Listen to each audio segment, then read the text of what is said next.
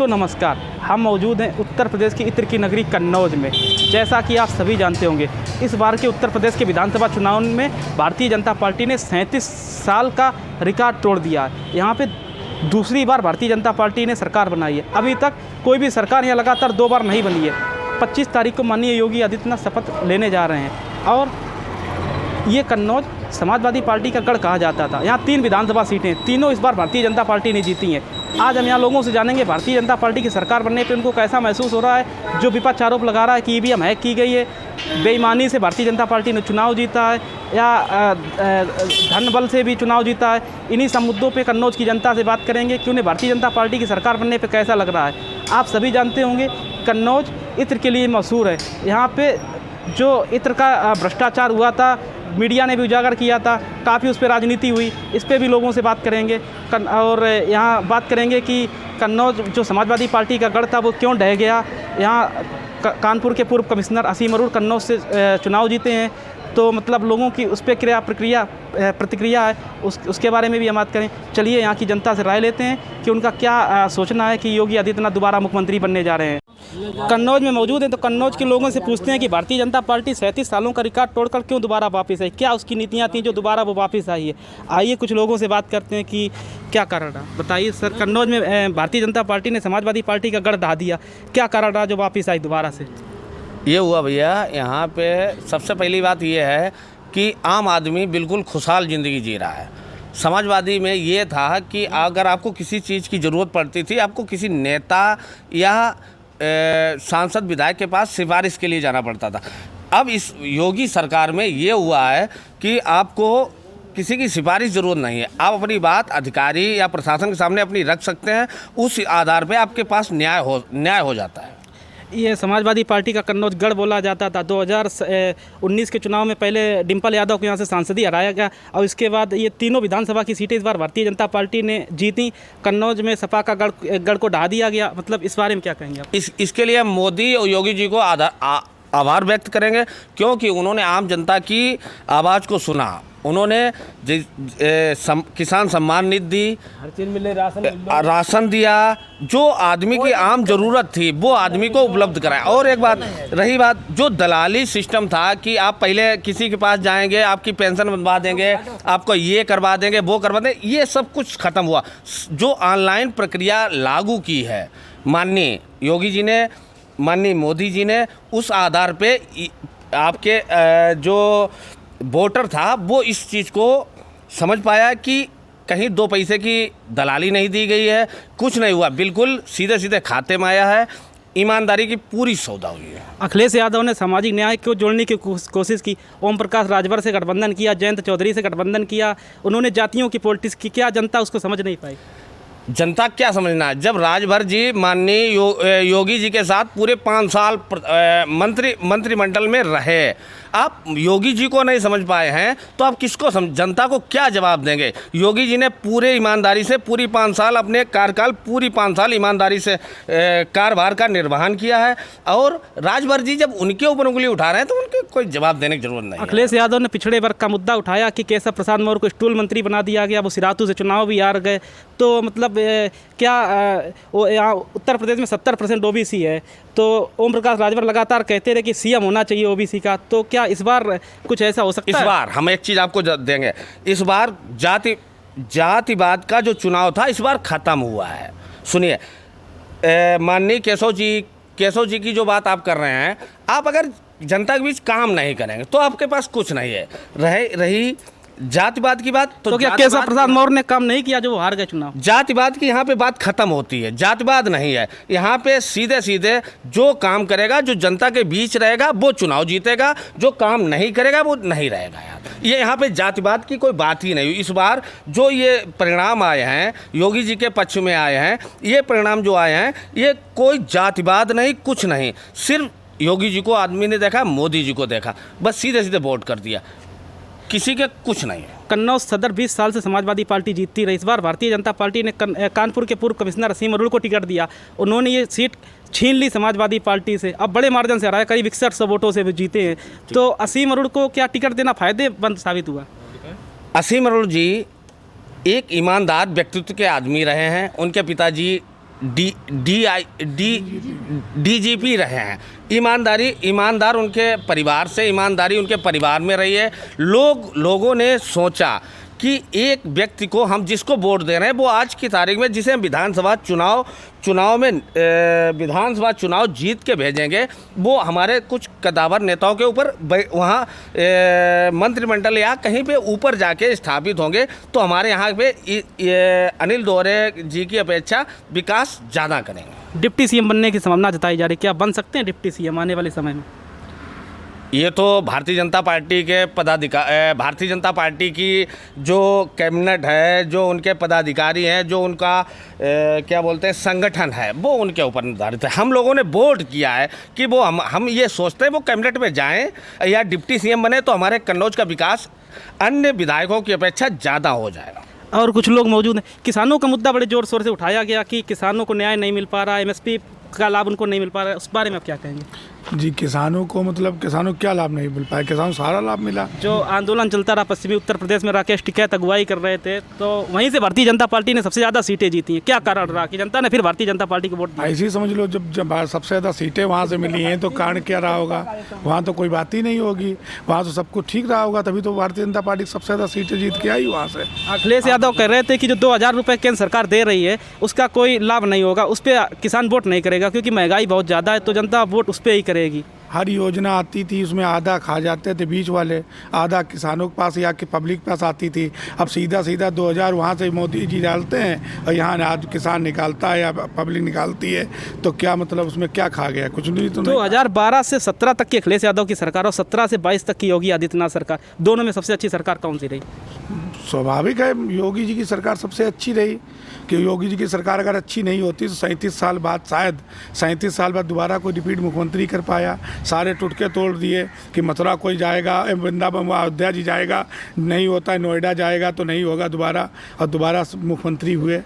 कुछ लोग आरोप लगाते हैं कि कन्नौज में भेदभाव किया जाता है, जो काम पड़े हुए हैं वो अधूरे अभी भी पड़े हैं। किसान मंडी है, किसान बाजार है, और काफ़ी सारे काम जो अधूरे हैं, जो 17 में छोड़े गए वहीं के वहीं हैं, आगे नहीं बढ़ पा रहे। असीम अरुण चुनाव जीते हैं, मंत्री बनते हैं, क्या ये काम बढ़ाए जाएंगे आगे कि वहीं रहेगा?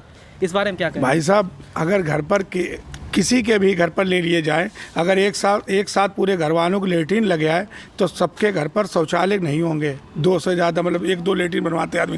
कोरोना जैसी कितनी बड़ी महामारी आई और इसको योगी जी ने, मोदी जी ने कैसे मतलब सब कुछ अच्छे से, ऑक्सीजन की कमी हुई लेकिन मतलब इतनी नहीं होने दी जो हिसाब से वेंटिलेटर बेड थे। मैं तो खुद ही कोरोना पेशेंट रह चुका हूँ और मैं जानता हूँ अंदर तक, मतलब मैं मरीज़ था, मेरे कितनी सहजता से मैं एडमिट हो गया, सब कुछ हो गया, मेरा इलाज हुआ, तो मैं आज आपके सामने हूँ। तो अगर योगी जी सरकार शायद ना होती तो मैं आप लोगों के बीच में नहीं होता। मुझे ये और कुछ लोगों से बताएंगे, क्या आपको लगता है सरकार आई है अच्छा काम करेगी या 5 सालों आने वाले समय? अच्छा है, एकदम बढ़िया। हाँ बिल्कुल। युवाओं को रोजगार के मुद्दे उठाए गए, क्या आपकी बार युवाओं को रोजगार मिलेगा कि नहीं मिलेगा? रोजगार सबके लिए है, अगर कहाँ करना चाहे आदमी तो रोजगार, अगर नहीं करना है, घर में बैठना, तो कहाँ रोजगार रखे? रोजगार सबके लिए है। आप बताइए कि भारतीय जनता पार्टी जो छुट्टा पशु, इनके बारे में भी मुद्दे उठाए गए। अखिलेश यादव ने उठाए थे कि हम मुआवजा देंगे जिनकी जान चली जाती है। छुट्टा पशु के लिए कोई मतलब योजना आएगी क्या? छुट्टा पशु एक इतने टाइम महाबीमारी फैले, लेकिन माननीय योगी जी की सरकार ने 930 रुपये लागू किया है और माननीय योगी जी की सरकार ने हर न्याय पंचायत में एक गौशाला खोली है। हाँ, ये लोकल का प्रशासनिक और जो ये अधिकारी हैं ये उनकी व्यवस्था में ये गड़बड़ कर रहे हैं। सरकार की मंशा ये नहीं है कि हमारे आम आदमी या हमारे जो किसान बंधु हैं उनकी फसल छुट्टा पशु खा जाए। ये जो प्रशासनिक अधिकारी हैं इनकी लापरवाही का नतीजा है, ये छुट्टा पशु घूम रहे हैं। कन्नौज में थे तो अभी कुछ और लोगों से बात कई, भारतीय जनता पार्टी के वीर सिंह भदौरिया हैं, कन्नौज के बड़े नेता बताए जाते हैं, इनसे पूछें क्या भारतीय जनता पार्टी वापस आई सत्ता में, कैसा लग रहा है आपको? बहुत अच्छा लग रहा है। और जैसा कि अभी बात कर रहे थे छुट्टा पशु वाली, ये समस्या है और ये समस्या का संज्ञान माननीय प्रधानमंत्री जी ने और माननीय योगी जी ने है। आप देखिएगा सरकार बनते ही ये छुट्टा पशुओं का निदान होगा। कल भारतीय जनता पार्टी के MLC की लिस्ट आई, लोग अनुमान लगा रहे थे आपको टिकट मिलेगा, आपको टिकट नहीं दिया गया। क्या इससे कार्यकर्ताओं में आक्रोश है? कोई आक्रोश नहीं है। भारतीय जनता पार्टी का शीर्ष नेतृत्व जो भी निर्णय लेता, हम सब कार्यकर्ता उसका अनुपालन करते हैं और जो भी जिनको टिकट मिला है वो भारी बहुमत से यहाँ पे जीतेंगे। शायद प्रांशु दत्त द्विवेदी को मिला है हमारे हिसाब से। हमारे प्रांशु जी हमारे बहुत अच्छे मित्र हैं और मुझे बहुत खुशी है कि प्रांशु जी को टिकट मिला। अखिलेश यादव ने जो मुद्दे उठाए 2022 के चुनाव में, वो शायद जनता ने उसे स्वीकार नहीं किया। क्या कारण रहा जो भारतीय जनता पार्टी दोबारा से प्रचंड बहुमत से वापस आई? भारतीय जनता पार्टी ने जो बुनियादी चीज़ें थीं उस पर ध्यान दिया है।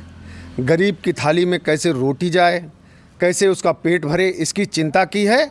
और निश्चित रूप से आगामी जो गवर्नमेंट बनेगी उसमें और ज़्यादा गरीबों की चिंता होगी।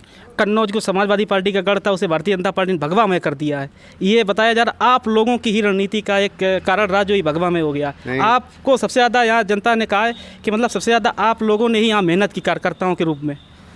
जी हाँ, भारतीय जनता पार्टी का जो मतदाता है जिसने हमें पूरी जनपद में तीनों विधानसभा जिताई हैं वो पूज्य है और यहाँ का कार्यकर्ता भी बहुत ही वंदनीय है। यहाँ पर कभी समाजवादी पार्टी का गढ़ नहीं रहा है। यहाँ पे माननीय मुलायम सिंह जब चुनाव लड़ने आए तो अरविंद प्रताप सिंह जी लोका के प्रत्याशी थे, उनको बहुत अच्छा वोट मिला था।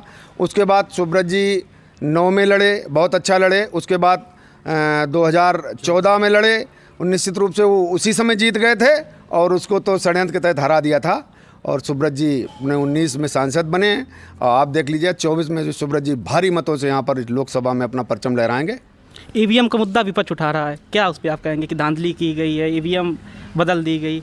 उनकी हालत है बिजलियां गिराने की और मेरी आदत है आसियां बनाने की। अब उनके तिर बचो ही कहाँ है। अखिलेश यादव आने वाले 2024 की तैयारी करने से अभी से जुट गए। ओम प्रकाश राजभर बताया जा रहा फिर से भारतीय जनता पार्टी ज्वाइन करने वाले हैं। क्या ओम प्रकाश राजभर भारतीय जनता पार्टी वापस आ रहे हैं? क्या आप लोग लेना चाहेंगे उनको? नहीं, ये शीर्ष नेतृत्व का काम है, हमारा नहीं। लेकिन भारतीय जनता पार्टी जिसको लेगी उसको स्वीकार है हम सब लोगों। केशव प्रसाद मौर्य दोबारा से डिप्टी सीएम बनेंगे? केशव जी बनना चाहिए उनको। और यहाँ कन्नौज सदस्य असीम अरोड़ा जी इनके भी चांसेस बताए जा रहे हैं डिप्टी सीएम बनेंगे, क्या उम्मीद है? तो बनने के पूरे चांस हैं और बनना चाहिए उनको।